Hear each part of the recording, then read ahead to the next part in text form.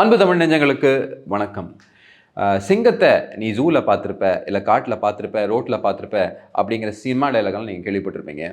உண்மையிலேயே ஒரு சிங்கம் போன்ற ஒரு கர்ஜனை கொண்டு பாராளுமன்றத்தில் எப்படி பேசுவது, அறச்சீற்றத்துடன் எப்படி பேசுவது அப்படின்னு இளைஞர்கள் கற்றுக்கணும் அப்படின்னா, திரு அமித்ஷா அவர்களோட நேத்தியத்தை பார்லிமெண்ட் செஷனை நீங்கள் பார்க்கணும். அவரோட ஸ்பீச் பார்க்கணும் பார்லிமெண்ட் செஷனில். அதாவது என்ன கேள்வி கேட்டாலும் அதற்கு பதில், அதற்கு தீவிரமான தன்னோட கொள்கை சார்ந்த எதிர்ப்பை அங்கே ரெஜிஸ்டர் பண்ணுறாரு. இதில் நடந்த முக்கியமான விஷயங்கள் பலதை மீடியா ரிப்போர்ட் பண்ணுறதில்ல. ஸோ அங்கே என்னெல்லாம் நடந்தது சுவாரஸ்யமான விஷயங்கள் அப்படின்னு நான் உங்ககிட்ட கொண்டு வந்து சேர்க்க விரும்புகிறேன். குறிப்பாக முக்கியமாக என்ன அப்படின்னு பார்த்தீங்கன்னா, ஒரு நீதிபதி இங்கே இம்பீச் பண்ணோம் அப்படின்னு திமுக கூட்டணியும் 120 பேர் சைன் பண்ணி லோக்சபா ஸ்பீக்கர் ஓம் பிர்லா அவர்களுக்கு ஒரு லெட்டரை கொடுத்தாங்க. அதற்கு திரு அமித்ஷா அவர்கள் கடும் கண்டனத்தை தெரிவித்திருக்கிறார். அவர் என்ன சொல்கிறார் அப்படின்னா, நமக்கு சுதந்திரம் கிடைச்சதுலேருந்து 1947 இது வரைக்கும் நம்ம பொலிட்டிக்கல் ஹிஸ்ட்ரியிலையும் சரி, ஜுடிஷியல் ஹிஸ்ட்ரியிலையும் சரி, ஒரு நீதிபதி மேலே இப்படி ஒரு இம்பீச்மெண்ட் ப்ரொசீடிங்ஸ் கொண்டு வரப்பட்டதே கிடையாது. நீதிபதி மேலே இம்பீச்மெண்ட் ப்ரொசீடிங்ஸ் கொண்டு வந்திருக்காங்க, ஆனால் இந்த காரணத்துக்காக கொண்டு வரப்பட்டதே கிடையாது. என்ன மாதிரி ஆட்கள் நீங்கள் அப்படிங்கிற கேள்வி கேட்டிருக்காரு. அதாவது இதையும் சொல்லிட்டு உத்தவ் தாக்கரே அவர்களையும் எடுக்கிறார். ஏன்னா உத்தவ் தாக்கரே யாருன்னா உங்களுக்கு எல்லாருக்கும் தெரியும், பாலா சாஹேப் டாக்கரே அவர்களோட பையன். அவர் ஹிந்துத்வா லீடர். அவர் என்றைக்குமே பிஜேபி கூட நின்றுருக்காரு, ஹிந்துத்வாவை முன்னிறுத்தியிருக்கார். அப்போ ஒரு நீதியரசர் என்ன பண்ணியிருக்காரு அப்படின்னா, ஒரு திருப்பரங்குன்றம் மலைக்கு மேலே மலை உச்சியில் தீபத்துள்ள இந்த தீபத்தை ஏற்றலாம் அப்படின்னு சொன்னதுக்கு வேண்டி உத்தவ் தாக்கரே நீங்கள் இந்த மாதிரி ஒரு கையெழுத்து போட்டு அவரோட இம்பீச்மெண்ட் ப்ரொசீடிங்ஸ்க்கு இந்திய அலையன்ஸ்க்கு சப்போர்ட் பண்ணுறீங்களே, இது எந்த விதத்தில் நியாயம் அப்படின்னு. அது மட்டும் இல்லாமல் அவர் என்ன சொல்கிறாரு அப்படின்னா, தன்னோட ஓட் பேங்க்குக்கு வேண்டி ஒரு நீதியரசர் மேலே நீங்கள் இந்த மாதிரி இம்பீச்மெண்ட் ப்ரொசீடிங்ஸ் கொண்டு வந்திருக்கீங்க அப்படின்னு.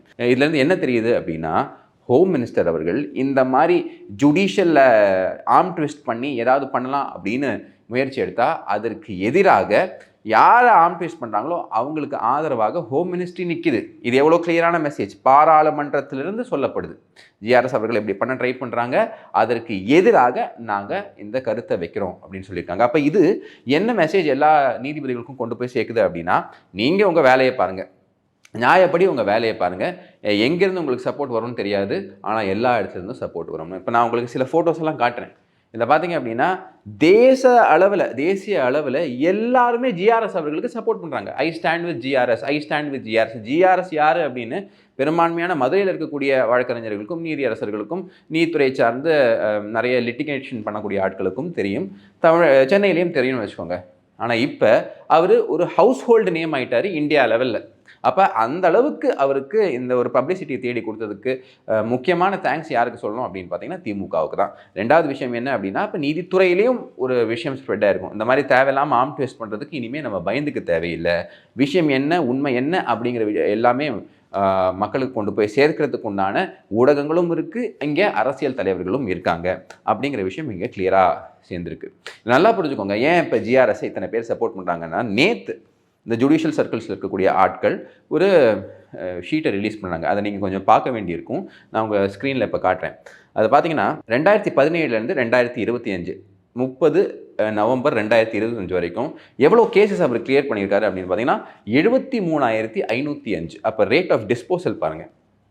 மனுஷன் காலைல 9 மணிக்கே ஹியரிங்கை ஆரம்பிக்கிறதுக்கும் தயங்க மாட்டார். ஈவினிங் 7 மணி 8 மணி ஆனாலும் அந்த லிஸ்ட்டை முடிச்சுட்டு தான் போவேன் அப்படின்னு உட்காந்துருக்கக்கூடிய ஒரு நபர். அப்போ அவருக்கு அகெயின்ஸ்டாக நீங்கள் இம்பீச்மெண்ட் ப்ரொசீடிங்ஸ் கொண்டு வந்திருக்கீங்க. இம்பீச்மெண்ட் ப்ரொசீடிங்ஸு நம்ம அரசியலமைப்பு சட்டம் எதுக்கு வச்சிருக்கு அப்படின்னா 124லையும் சரி 218லையும் சரி, ஏதாவது ஒரு நீதிபதி தன்னோட பொசிஷனை யூஸ் பண்ணி proved misbehaviour R incapacity, proved மிஸ்பிஹேவியர்னால் காசு அடிக்கிறது, ஆட்டையை போடுறது, தன் பொசிஷனை யூஸ் பண்ணி ஏதாவது பெனிஃபிட்ஸ் எடுத்துக்கிறது, இந்த மாதிரி விஷயங்கள் பண்ணால், இப்போ ஒரு வர்மா ஒருத்தர் மாட்டினார் பார்த்தீங்களா அலகாபாத் ஹைகோர்ட்டில், கட்டுக்கட்டாக பணம் வச்சு அவனுக்கு அகேன்ஸ்டாக கொண்டு வரதுக்கு நீ ஏற்றுக்காத ஒரு ஜட்ஜ்மெண்ட்டுக்கு வேண்டி இம்பீச்மெண்ட் ப்ரொசீடிங்ஸ் கொண்டு வரேன்னா நீ எப்படி ஒரு கேவலமான ஆட்சியை நடத்திக்கிட்டு இருக்க அப்படிங்கிற விஷயம் இப்போ தேச அளவில் போய் சேர்ந்துருக்கு அப்படிங்கிறதான் ரொம்பவே முக்கியமான விஷயம்.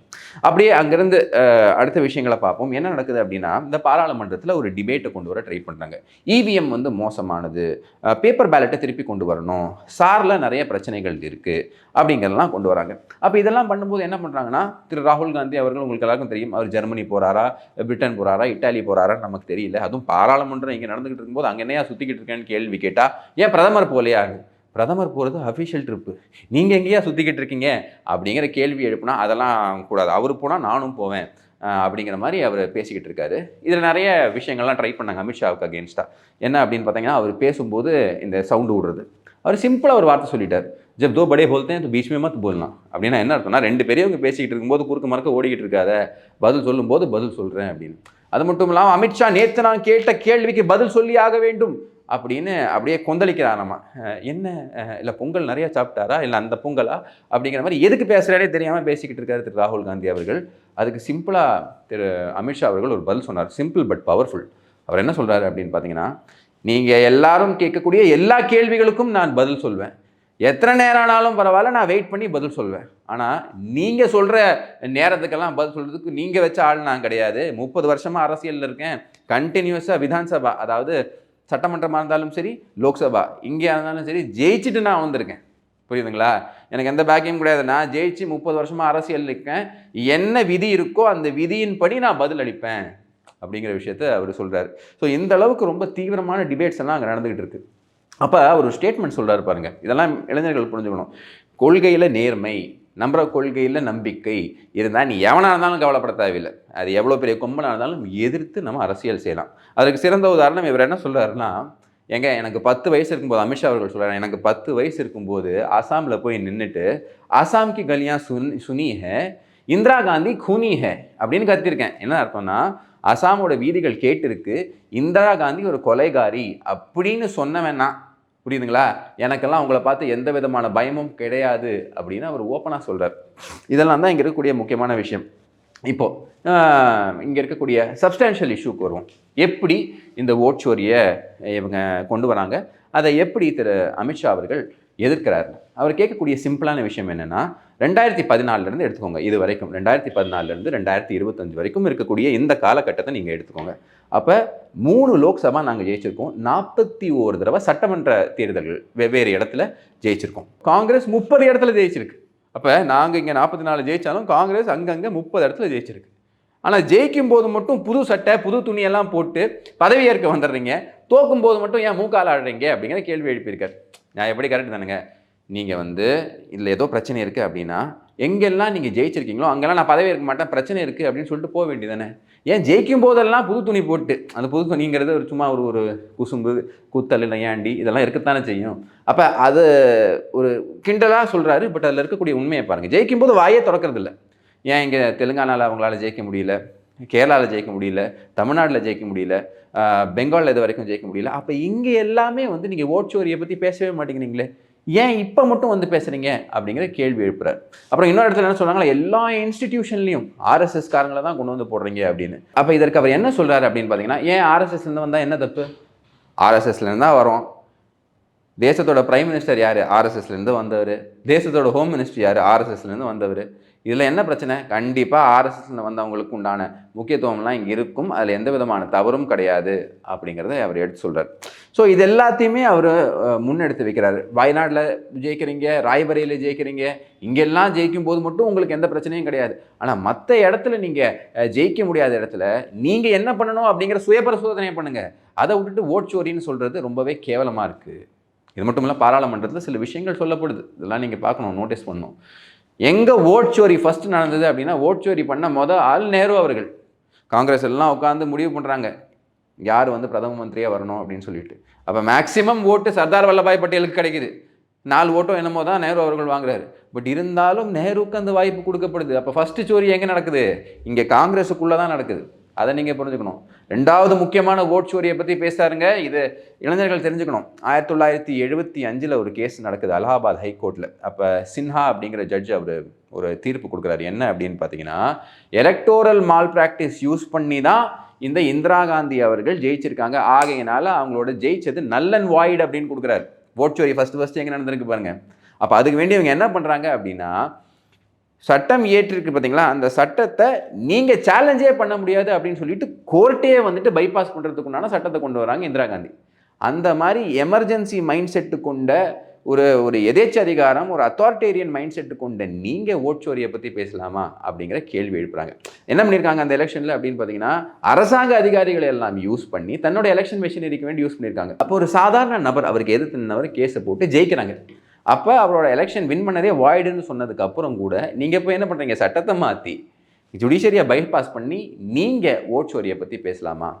அப்போது இவங்க இங்கே சொல்லப்படக்கூடிய முக்கியமான விஷயம் என்ன அப்படின்னு பார்த்தீங்கன்னா, நீங்கள் சொல்லக்கூடிய விஷயம், அதாவது நிறைய இடத்துல ஓட்டர்ஸ் வந்துட்டு மிஸ்டேக்கனாக இருக்காங்க, தவறான ஆட்கள்லாம் உள்ளே இருக்காங்க, டபுள் என்ட்ரி இருக்குது, செத்து போனவங்க இருக்காங்க, புலம்பெயர்ந்து போனவங்க இருக்காங்க, பர்மனெண்ட்லி ட்ரான்ஸ்ஃபர் ஆனவங்கலாம் இருக்காங்க. ஸோ இதெல்லாம் மாற்றுறதுக்கு தான் எஸ்ஐஆர் பண்ணப்பட்டிருக்கு. 1951 பண்ணி, அதுக்கப்புறம் 2004 பண்ணி, 21 வருஷத்துக்கு அப்புறம் இப்போ பண்ணுறாங்க.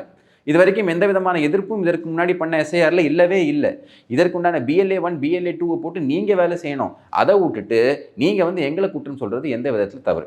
பீகாரில் நீங்கள் தோற்று போனீங்க அப்படின்னா எவ்வளோ பிரச்சனைகள் இருக்குது, எங்கெல்லாம் எஸ்ஐஆரில் மிஸ்டேக்ஸ் இருக்குது அப்படின்னு சொல்கிறத விட்டுட்டு இப்படி சில்லறத்தனமாக பண்ணிக்கிட்டீங்கன்னா கடைசி வரைக்கும் உங்களால் ஜெயிக்க முடியாது. ஸோ இந்த எலெக்ஷன் மால் ப்ராக்டிசஸ் இவங்க ஆளை போட்டாங்க அப்படின்னு சொல்கிறாங்க பார்த்தீங்களா, சிஇசி சரியில்லை, chief election commission and election commissioner சரியில்லை, அவங்கெல்லாம் பாஜக ஆட்களாக இருக்காங்கன்னு சொல்கிறது எவ்வளோ ஒரு வேடிக்கையான விஷயம்னு நான் சொல்கிறேன். நிஷிகாந்த் துபே அப்படிங்கிற ஒரு எம்பி, அவர் வந்துட்டு ஜார்க்கண்ட்லேருந்து வரார். அவர் வந்து இந்த விஷயத்தை தோலுரிக்கிறார். என்ன, காங்கிரஸ் டைமில் 1951 இது வரைக்கும் எப்பெல்லாம் காங்கிரஸ் ஆண்டிருக்கோ அப்போ இருக்கக்கூடிய எலெக்ஷன் கமிஷனர்ஸ் எல்லாம் இவங்க எப்படி டீல் பண்ணியிருக்காங்க. அதாவது எலெக்ஷன் கமிஷனர்னா அவர் வந்து இம்பார்ஷியலாக இருக்கணும். ஆனால் அவரோட ரிட்டையர்மெண்ட்டுக்கு அப்புறம் அவருக்கு போஸ்ட் ரிட்டையர்மெண்ட் பெனிஃபிட்ஸ் எப்படியெல்லாம் கொடுத்து இவங்க வந்து யூஸ் பண்ணியிருக்காங்க அப்படிங்கிறத சொல்கிறாங்க. First chief election commission Soumitra சென்ல ஆரம்பிச்சு, அவங்களுக்கு சுடானில் ஒரு பொறுப்பு. விஎஸ் ரமாதேவி அவர்கள், அவங்க வந்து ஹிமாச்சலில் கவர்னராக கொண்டு போய் போடுறீங்க, சீஃப் எலெக்ஷன் கமிஷனாக இருந்துட்டு அதுக்கப்புறமா வந்து நீங்கள் கொண்டு போய் அங்கே போடுறீங்க. அதே மாதிரி டிஎன் சேஷன் அவர்களை என்ன பண்ணுறீங்க அப்படின்னா, அஹமதாபாத்தில் அவரோட போஸ்ட் ரிட்டையர்மெண்ட்டுக்கு அப்புறம் நீங்கள் வந்து கண்டெஸ்ட் பண்ண வைக்கிறீங்க. யாருக்கு? பிஜேபிக்கு அகேன்ஸ்டா. இதெல்லாம் நீங்கள் பண்ணியிருக்கீங்க தானே, அப்போ அவங்க பொலிட்டிசைஸ் பண்ணியிருக்கீங்க அப்படின்னு சொல்லலாமா அப்படிங்கிற கேள்வி எழுப்புறாரு. இது மட்டும் கிடையாதுங்க, சிபிஐயை நீங்கள் எப்படி வச்சுருந்தீங்க? சிபிஐயோட டேரக்டருங்கிறது ரொம்பவே முக்கியம். அந்த சிபிஐ டேரக்டரில் அஸ்வினி குமார்னு ஒருத்தர் இருந்தார். அது காங்கிரஸ் பீரியடில் அஸ்வினி குமார்னு இருந்தார். இந்த அஸ்வினி குமார் யாருன்னு பார்த்தீங்கன்னா, ராகுல் காந்திக்கும் சோனியா காந்திக்கும் செக்யூரிட்டி ஆஃபீஸராக இருந்தார். இந்த ரஞ்சித் சின்ஹா அப்படின்னு ஒருத்தர் இருந்தார். அந்த ரஞ்சித் சின்ஹாவும் இவங்க வந்து சிபிஐ டைரக்டராக போட்டாங்க. அவர் மேலே பயங்கர கொஸ்டின்ஸ் எல்லாம் இருந்துச்சு. அவர் யாருன்னு பார்த்தீங்கன்னா, அமர் பட்டேலுக்கு இந்த காங்கிரஸ் எங்கே போகிறாங்க, காங்கிரஸ் ஆட்கள்லாம் எங்கே போய் உட்காந்துருக்காங்க அப்படிங்கிற டீட்டெயில்ஸ் எல்லாம் கொண்டு போய் கொடுக்கக்கூடிய நபர். அவர் தான் நீங்கள் கொண்டு வந்து போட்டீங்க. அதே மாதிரி எம்கே நாராயணன் சொல்ல வேண்டாம், எல்லா இடத்துலையும் கவர்னராக போடுவீங்க, இல்லை உங்களுக்கு வந்து தேவை அப்படின்னா நேஷனல் செக்யூரிட்டி அட்வைசராக போடுவீங்க. அப்போ இந்த ஆட்களை எல்லாம் நீங்கள் உங்கள் வலைக்குள்ளே வச்சுருக்கீங்கன்னு சொல்லலாமா? இன்றைக்கி நீங்கள் சீஃப் எலெக்ஷன் கமிஷன் மேலே ஃபிங்கர் பாயிண்ட் பண்ணுறீங்களா? அப்போ இவங்கெல்லாம் என்ன பண்ணாங்க? இவங்களுக்கெல்லாம் போஸ்ட் ரிட்டையர்மெண்ட் பெனிஃபிட்ஸ் கொடுத்து நீங்கள் எப்படி ஆதரவு தெரிவிச்சிருக்கீங்க அப்படின்னு சொல்லலாமா அப்படிங்கிற கேள்வியெல்லாம் எழுப்பப்படுது. ஸோ நேற்று அனல் பறக்கக்கூடிய விவாதங்கள் நடந்துக்கிட்டு இருந்துச்சுங்கிறதுல மாற்று கருத்தில். பட் இதுலேயும் சில வேடிக்கையான விஷயங்களும் நடந்துச்சு. என்ன அப்படின்னா, உங்களுக்கு தெரியும், அனுராக் சிங் தாக்கூர் அவர் ஒரு விஷயத்த சொல்லார். சார், இங்கே ஒரு நபர், அதாவது ஓம் பிர்லா அவர்களை பார்த்து சொல்லார், சார் இங்கே ஒரு நபர் உங்களோட ப்ரெமிசஸ்க்குள்ளே வேப், அதாவது அந்த சிகரெட் இருக்குது பார்த்தீங்களா, அதை வந்து யூஸ் பண்ணிக்கிட்டு இருக்காரு அப்படின்னு. அப்போ அவர் என்ன சொல்கிறாருன்னா, ஓம் பிர்லா அவர்கள் டிஎம்சி நபர்னு சொல்லிட்டாரு. ஆனால் இவர் வந்து கொஞ்சம் பெருந்தன்மை காட்டி, யாரும் அப்படி பண்ணாதீங்க, இந்த அவையோட மாண்பை காப்பாற்றுங்க அப்படின்னு. ஆக்சுவலி சிகரெட்ஸ் நீங்கள் எங்கேயுமே யூஸ் பண்ணக்கூடாது, இட்ஸ் பேண்ட் இந்த கண்ட்ரி. அப்படி இருக்கும்போது அதை யூஸ் பண்ணுறாங்க, அதுவும் பாராளுமன்றத்துக்குள்ளே யூஸ் பண்ணாங்கன்னா என்ன டெக்கோரம் இருக்கும். இதெல்லாம் இளைஞர்கள் பார்த்துக்கணும், இந்த மாதிரி நம்ம நடந்துக்கக்கூடாது, எப்படியெல்லாம் இருக்கக்கூடாது அப்படிங்கிறதுக்கு எடுத்துக்காட்டு. இது மட்டும் இல்லாமல் இதுக்கு முன்னாடி நம்மளோட அக்ரிகல்ச்சர் மினிஸ்டர் இருக்கார் பார்த்தீங்களா, சிவராஜ் சிங் சௌஹான், அவர் பேசிக்கிட்டு இருக்கும்போது ஓம் பிர்லா அவர்கள் சொல்கிறார், சார் இதை சாப்பிடாதீங்க, அந்த கைனியெல்லாம் வாயில் போடாதீங்க பாராளுமன்றத்துக்குள்ளே அப்படின்னு சொல்கிறார். அப்போ இவருக்கு புரியல சிவராஜ் சிங் சௌஹான் அவர்களுக்கு. அவர் என்ன சொல்கிறாருன்னா, சார் அவர் அக்ரிகல்ச்சர் மினிஸ்டரில், அப்போ விவசாயிகள் இதெல்லாம் உற்பத்தி பண்ணாதானே சார் அவர் சாப்பிட முடியும்னு சொல்கிறார். ஐயா, நீங்கள் சொல்கிறது வேறங்க, அவர் சாப்பிட்றது வேற அப்படிங்கிற மாதிரி சொல்கிறார். ஸோ பாராளுமன்றத்தில் இந்த கூத்தும் நடந்துக்கிட்டு இருக்கு. இந்த விஷயங்கள் எல்லாத்தையும் எதிர்கொண்டு பேச வேண்டிய கட்டாயமும் கடமையும் யாருக்கு இருக்குது? லீடர் ஆஃப் அப்போசிஷன் அண்ட் அவர் கூட இருக்கவங்க. ஆனால் அமித்ஷா அவர்கள் பேச ஆரம்பித்த உடனே புறமுதுக்கு காட்டி, அதாவது இந்த குதிங்கால் புடலியில் படுற மாதிரி எல்லாம் எந்திரிச்சு ஓடுறாங்க. இது எதையா, இதில் என்னையா தைரியம் இருக்குது? இது வெக்கம் கெட்ட ஒரு செயல். நின்று ஃபைட் பண்ணணும், அதுதான் வந்து ஒரு வீரனுக்கும் ஒரு அரசியல்வாதிக்கும் அழகு. நின்று உன்னால் எதிர்கொள்ள முடியல, எத்தனை பேர் வந்தாலும் நின்று எதிர்கொள்ளக்கூடிய அந்த தைரியம் இருக்கணும். அப்புறம் நீ வெளியே போயிட்டேன்னா அப்புறம் எதுக்கு நீ போய் மக்கள்கிட்ட ஓட்டு கேட்டு நிற்கிற? நான் போய் வெளியே நிற்கிறேன், சட்டையை கிழிச்சு நினைக்கிறேன் அப்படின்னு நிறைய பேர் நடப்பாங்க நம்ம ஊரில். அதே ஃபார்முலா தான் அங்கே ஃபாலோவிங் எங்கே டெல்லியில். இந்த அறமற்ற கூட்டணிக்கு நின்று ஃபைட் பண்ண தெரியல. காரணம் என்ன? உண்மை அவங்க பக்கம் இல்லை. ஸோ இந்த விஷயங்கள் எல்லாத்தையும் நான் உங்ககிட்ட சேர்க்கணும்னு நினச்சேன். இப்போ இந்தியாவோட பொசிஷன் பெட்டர் ஆகிக்கிட்டு இருக்கு. $135 பில்லியன் FDI இன்வெஸ்ட்மெண்ட் வந்து 2025க்கு உள்ளே வருது. 3 major giants, Google, Amazon, Microsoft, $35 billion வந்துட்டு அவங்க 2030க்குள்ளே இந்தியாவில் இன்வெஸ்ட் பண்ணுறேன்னு சொல்லியிருக்காங்க. இதே ராகுல் காந்தி, ஆமாம் ட்ரம்ப் சொன்னதில் என்ன தப்பு, இந்தியா இஸ் எ டெட் எக்கானமின்னு சொன்னார் பார்த்தீங்களா? அப்போ அந்த டெட் எக்கானமியில் $35 பில்லியன் எவனாவது கொண்டு வந்து இன்வெஸ்ட் பண்ணுவானா? இதுதான் இவங்களோட செயல்பாடு. அது மட்டும் இல்லாமல் ஸ்டார்லிங்க்கும் இந்தியாவில் வந்து அதோட இன்டர்நெட் எக்ஸ்பேன்ஷனை, நம்மளோட மொபைல் பெனிட்ரேஷன், நம்மளோட டிஜிட்டல் ஃபுட் பிரிண்ட்டை பெட்டர் பண்ணுறதுக்கு உண்டான அந்த ஒரு ரீச்சுக்கே ஹெல்ப் பண்ணுது. அங்கே இருக்கக்கூடிய ஆட்கள் வந்து மீட் பண்ணியிருக்காங்க. திரு எலான் மஸ்க் அவர்களும் அதற்கு ஆதரவு தெரிவிச்சிருக்காங்க. ஸோ இதெல்லாம் தான் நடந்துக்கிட்டு இருக்கு. ஸோ பாராளுமன்றத்தை ஃபாலோ பண்ணுங்கள், என்ன நடக்குதுன்னு தெரிஞ்சுக்கோங்க. Let's all together strive to create a better nation. வணக்கம், ஜெய்ஹிந்த்.